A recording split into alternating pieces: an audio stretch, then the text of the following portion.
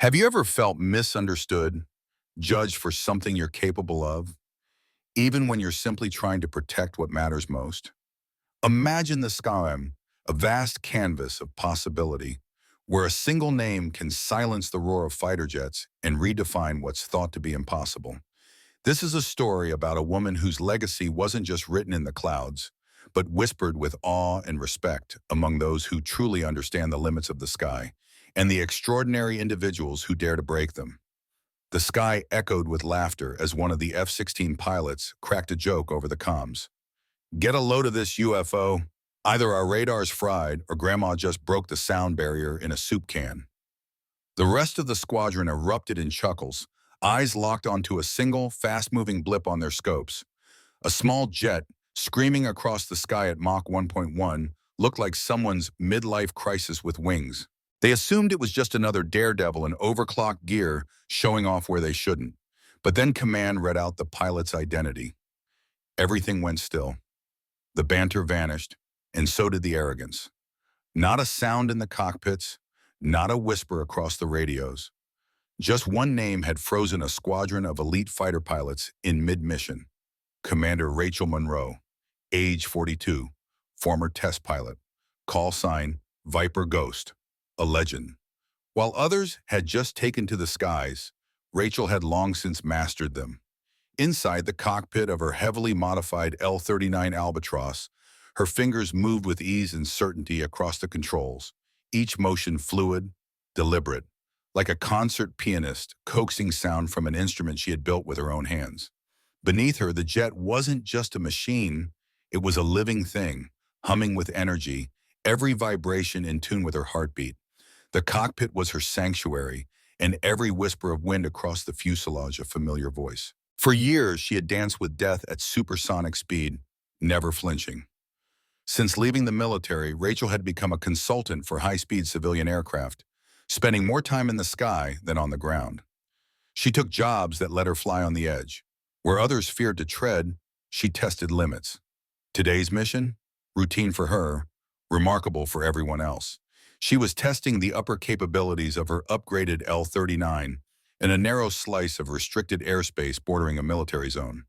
The aircraft had been modified well beyond its original specs, so much so it made engineers uneasy and sent budget departments into full panic. But Rachel? She was grinning.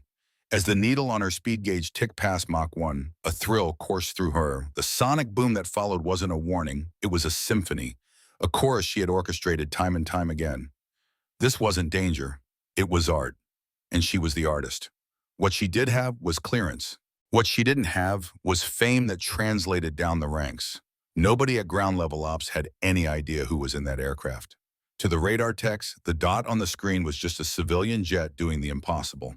When the speed climbed to Mach 1.1, sirens blared through the control tower. "Sir, we've got a civilian aircraft clocked at Mach 1.1 in restricted airspace," the radar operator reported, tension creeping into his voice. The sector commander snatched the radio. "That can't be right. Civilian aircraft don't hit those speeds." "Radar shows it's an L-39, sir. Signature checks out, but the velocity must be off." The commander didn't wait. "Scramble the F-16s. Intercept and identify, now."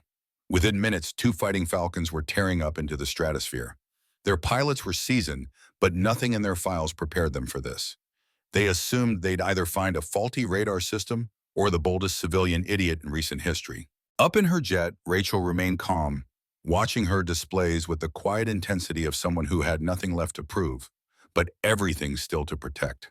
The radar warning receiver lit up. Multiple pings. Incoming fast. She glanced at her watch. Exactly on time. Not bad. Through her headset, she heard the open chatter between the two F-16 pilots. Voices young and cocky, still unaware of who they were approaching. She could hear the amusement, the confidence that bordered on arrogance. To them, she was probably just another rich adrenaline junkie who'd gotten her hands on a machine she didn't understand. They had no idea. They didn't know she was the woman who once hit Mach 2.1 in an unstable prototype with an engine on fire and landed it. They didn't know her name was still spoken in whispers across ready rooms, hangars, and after-hours bars in half the world's air forces. She was the ghost in the sky, The standard every hotshot pilot had secretly measured themselves against. She held course, let them come. This wasn't new for her. Once she was the one intercepting.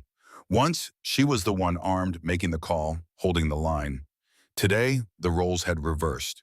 She was the anomaly now, and the irony didn't escape her. She smiled faintly, listening to their approach grow louder. They were about to learn something they couldn't read in manuals or simulations. Some lessons could only be taught in the thin air by the people who lived there. Some truths weren't written, they were flown, and they were about to fly straight into one. Her cockpit remained still, almost eerily so, as the secure communication channel stayed silent. No feedback, no orders. But Rachel knew they were watching, every move, every minor adjustment in her flight path. Command would be analyzing, taking notes, weighing her decisions against her legacy. She wasn't just a blip on a screen. She was a legend cloaked in a ghost call sign, a name that had quietly reshaped how elite pilots whispered about skill and fear in the same breath. Up ahead, the incoming fighters had no clue they were about to cross paths with someone whose reputation had been earned at transonic thresholds, one shattered sound barrier after another. Rachel glanced down, eyes darting to the speed readout. Mach 1.1, and still climbing. Smooth, clean, controlled. Let's see how they handle meeting a ghost, she mused. The incoming radio crackled through with a voice sharp and official, attempting to assert control. Unidentified aircraft, this is Raptor Lead. You are exceeding safe speeds in restricted airspace. Reduce velocity and respond immediately. The tone carried all the weight of command, but to Rachel the undercurrent was clear.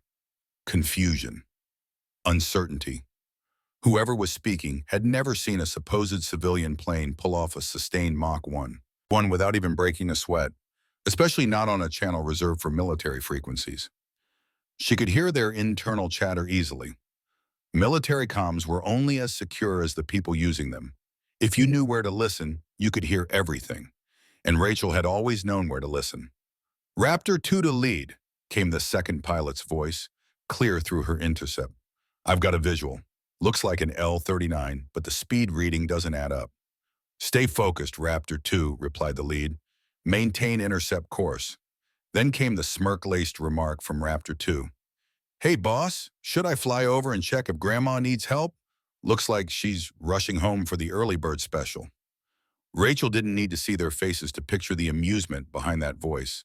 She shook her head, almost imperceptibly, her eyes never leaving her controls.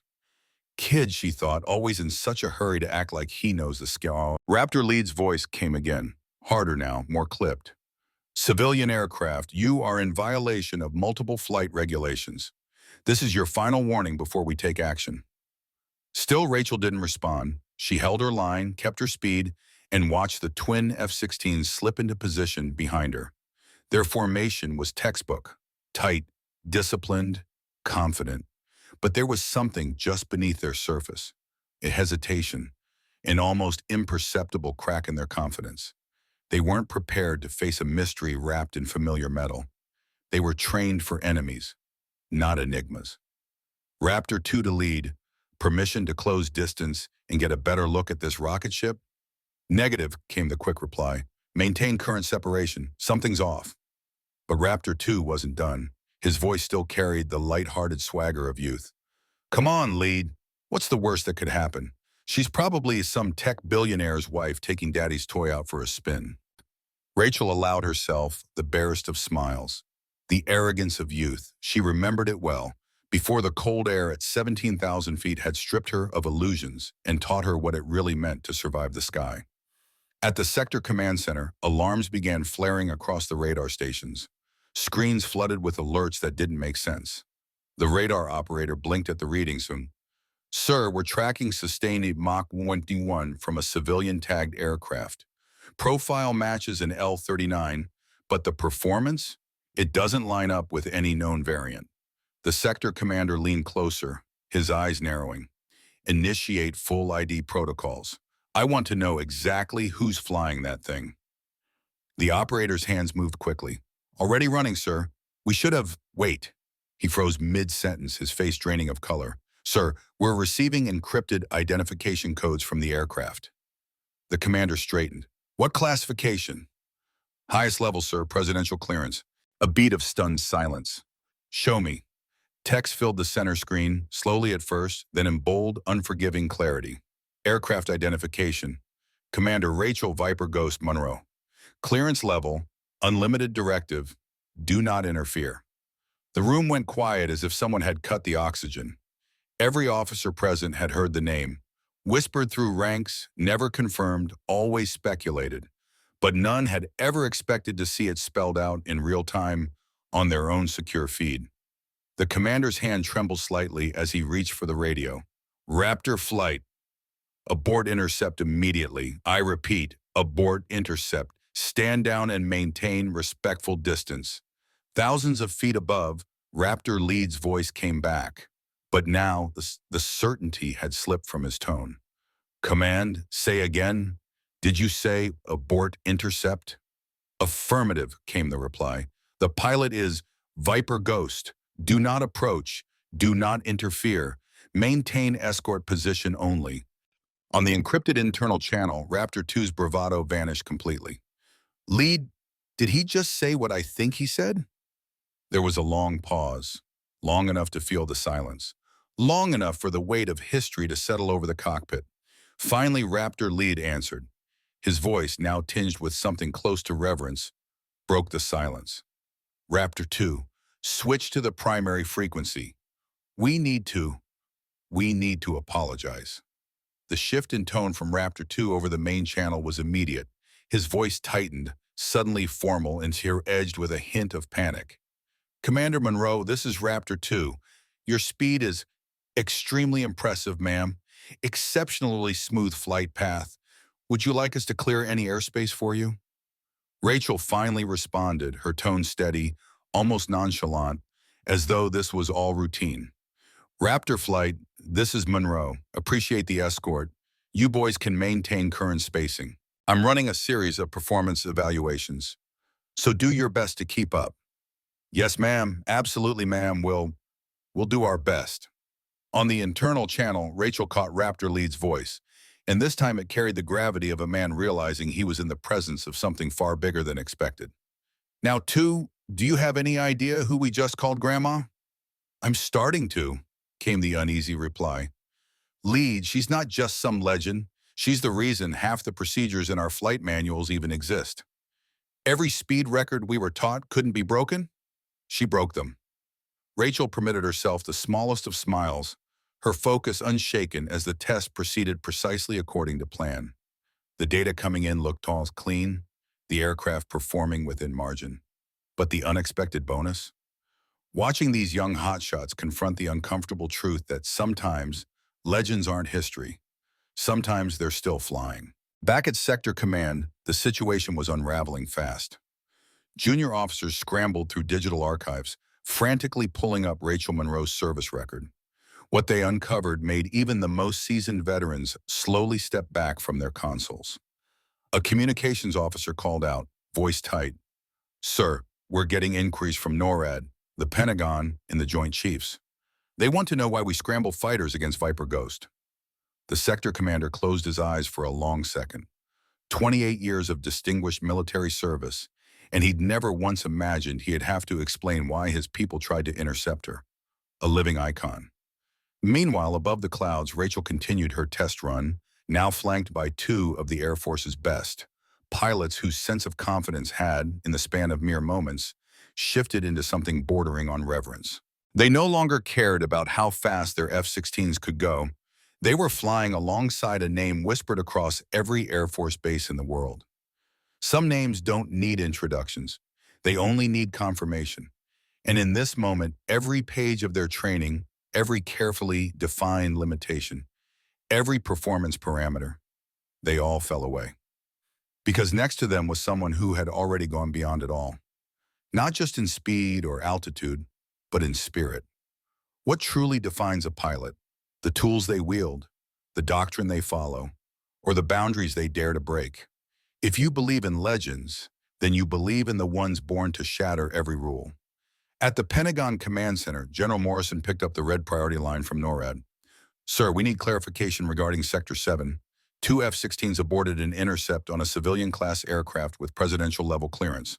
Just then, Morrison's aide approached holding a secure tablet. "Sir," he said, handing it over. "The pilot is Commander Rachel Monroe. Call sign, Viper Ghost." The general's expression changed instantly as he scanned the classified dossier. Combat records that read like impossible fiction, flight data that seemed to defy the laws of physics, black ops missions sealed under presidential authority. "She's the ghost pilot," he murmured. The aide nodded once.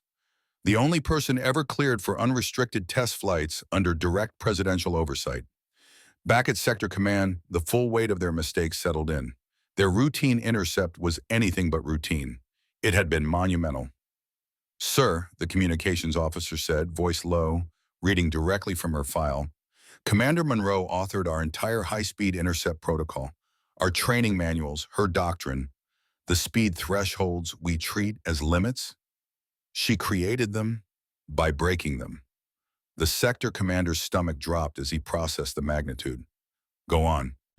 "She flew high-speed penetration missions in aircraft so classified they're still officially denied. After retiring, she was brought into Operation Velocity Ghost." "What is that?" "An initiative to test our national defense by flying beyond the known limits of aircraft performance. She's authorized for unrestricted flight. Anytime, any altitude, any speed, she is the test." Which meant, the Air Force's elite pilots had just been unknowingly tested by the very standard of impossible in aviation. High in the stratosphere, Rachel continued her supersonic run, cruising steadily at Mach 1.1. The F-16s strained to stay with her, their engines pushed harder than usual.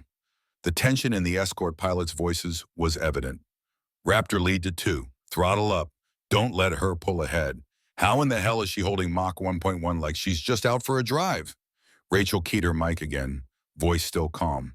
"Raptor flight, you're doing well. Most pilots can't even come close to matching performance test conditions. You're holding formation. That matters." Raptor lead let out a breath he hadn't realized he'd been holding. "How many times have you flown tests like this, ma'am?"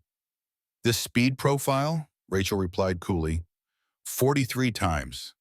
She glanced at her instruments. "This L-39 is just the latest variation."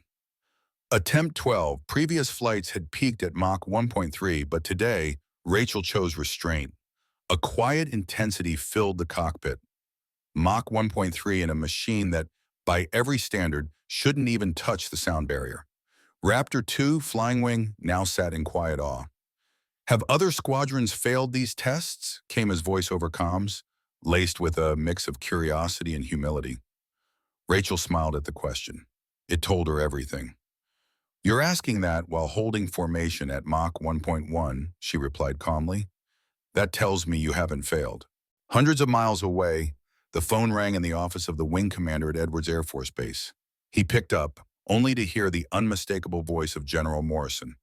"Colonel," Morrison said, his tone measured, "your sector just scrambled F-16s on Commander Rachel Monroe." The colonel froze. The blood drained from his face. Every officer in the Air Force knew the name Rachel Monroe. "Sir," he managed, trying to steady his voice, "my pilots followed engagement protocol. They couldn't have known." "You misunderstand," Morrison cut in. "Your pilots did exactly what they were supposed to, flawlessly. Monroe specifically requested your sector. She wanted your pilots because they represent the best the Air Force has to offer." Relief surged through the colonel. His breath returned. "Why wasn't I informed?" "The test only works if their reaction is authentic," Morrison replied. That made their performance all the more valuable. In a highly secure briefing room at the Pentagon, 5 officials gathered in silence as the Secretary of Defense read through Monroe's mission report. "Gentlemen," he said, lifting his eyes from the dossier, "Commander Monroe has completed her assessment of high-speed intercept readiness along the West Coast. Her findings are, sobering." One general leaned forward. "How so?" "Our pilots," the Secretary began, "are highly trained, too trained for traditional threats. But if an adversary deploys sustained supersonic aircraft, our existing intercept procedures may no longer be sufficient." "So Monroe is stress testing our ability to chase something that theoretically shouldn't exist yet?" "Correct," the Secretary said. "And based on today's data, such an aircraft does exist. She's flying it. Rachel wasn't just exceeding design limits or proving performance metrics. She was preparing the United States for the arrival of next-generation threats. Threats the world hadn't even dared to imagine. In the sky, nearing the end of her test run, Rachel maintained tight formation with the two F-16s beside her. For over an hour, they'd kept pace, silent witnesses to something beyond doctrine or manuals, something career-defining. Raptor lead to Monroe, came a voice through her headset, requesting permission to ask something personal. Go ahead. Why do this? Why keep pushing limits? You've already proven your point. Rachel didn't answer right away. When she spoke, her voice held a quiet conviction. The moment we stop reaching beyond what's possible is the moment someone else breaks through what we thought was impossible. Every pilot out there sleeps peacefully because someone is already testing the next edge, even if that someone is me, especially if it's me. Radio silence followed as her words sank in. The two F-16 pilots finally understood. They hadn't just flown in a routine drill. They had been part of something far greater. Part of a hidden war waged at speeds where most people couldn't even think straight. They'd flown with the woman preparing America for the battles of tomorrow. At the Pentagon, General Morrison fielded calls from every direction. The Joint Chiefs, NORAD, even the White House. Everyone wanted to know why F-16s had been scrambled against America's most classified test pilot.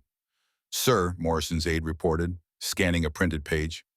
Monroe's final assessment shows the pilots not only met expectations, they exceeded them. She's formally recommending commendations. Meanwhile, in her aircraft, priority messages flooded Rachel's secure communications system. The Pentagon wanted her debrief. NORAD requested raw flight data. The Joint Chiefs demanded strategic analysis. She ignored them all. Because the real debriefing was happening right now on a private channel between two pilots still reeling from the experience. Raptor 2 to lead, private channel. Go ahead. Did we just get schooled by a legend? No, the lead replied. We got taught by the person who wrote the damn textbook, and somehow we passed. Rachel heard them. She smiled. These pilots would return changed. They would speak to their squadrons about the impossible, about flying in formation with something or someone they couldn't quite explain. The legend of Viper Ghost would grow, and sometimes legends were the strongest form of deterrence. Across the country, at other undisclosed test facilities, her fellow Ghost pilots were running similar missions, challenging other squadrons, measuring the speed and strength of the nation's frontline defenders. But Rachel's role was different. She wasn't just testing aircraft. She was testing reality itself. Her L-39 jet cruised effortlessly at Mach 1. Its airframe whispering through the sky with supernatural control. Alone with her thoughts, she gazed forward into the thinning atmosphere. True national defense, she believed, wasn't just about advanced weapons or high-budget training programs. It was about people willing to fly faster than doubt, higher than fear, and further than anyone believed possible. The F-16s flanking her were no longer just observers. They were believers. Painting of the L-39 breaking the sound barrier? No name, no call sign, just the moment it shattered expectations. The colonel nodded, understanding the sentiment without the need for further explanation. Symbols were sometimes more powerful than names, and Rachel Monroe wasn't looking for fame, only impact. Outside, the desert wind swept across the tarmac under a sky that had once seemed so limitless, and now felt even wider. The pilots around the table fell silent for a moment, letting the weight of the day settle in. They hadn't just witnessed a test flight, they had brushed up against something mythic, something the manuals didn't prepare them for. Raptor Lead lifted his glass. "To Viper Ghost," he said simply. "To Viper Ghost," the others echoed, voices low with awe. Rachel raised her own drink, but her eyes were already elsewhere, back in the sky where challenges waited and legends were still being written. She wasn't done, not yet. There were more boundaries to push, more illusions to shatter, more rookies to humble and inspire. That night, long after the club had emptied, Rachel stayed a little longer at the table, staring at the empty chair across from her. It had been years since she'd flown with her old mentor, the original Ghost. He'd taught her everything, And now, without anyone saying it, she had become what he once was, the standard. She slipped out quietly into the night, her boots crunching softly against the concrete. Her silhouette faded into the shadows cast by parked aircraft, her presence lingering in the minds of everyone she'd left behind. By morning, she'd be gone, off to her next mission, another test, another squadron. And when the next flight of young pilots scrambled to intercept a mysterious intruder dancing at the edge of radar range, they'd remember this night. They'd wonder if it was her again. Maybe it would be, maybe not. That's the thing about ghosts. You never really know. Coffee thermos, the same old steel one etched with a faded emblem from her early days in flight school. She took a long sip, the warmth grounding her in a ritual that had become as much a part of her routine as strapping into a cockpit. Her eyes lingered on the jet just beyond the glass, sleek, powerful, unpredictable, just like her. In that quiet moment, Rachel Monroe, Viper Ghost to those who whispered her call sign with a mix of awe and disbelief, let herself feel a flicker of satisfaction. Not pride. That was fleeting. This was something deeper. A sense of purpose. Every test she flew wasn't about speed or agility. It was about readiness, about ensuring the men and women in America's skies could stand their ground when it mattered most.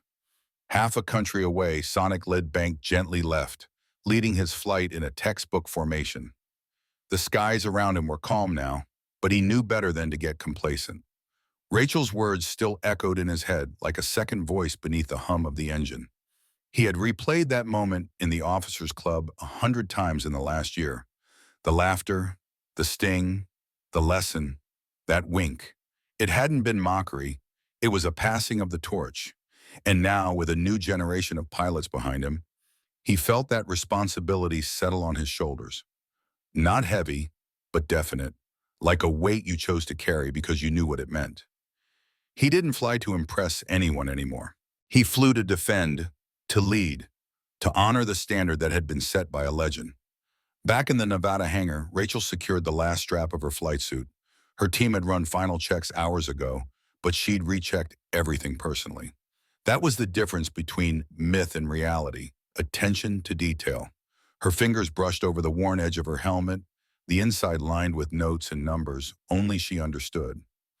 She smiled faintly. Legends didn't just happen. They were built, tested, forged under pressure, and they were kept alive not by stories but by action.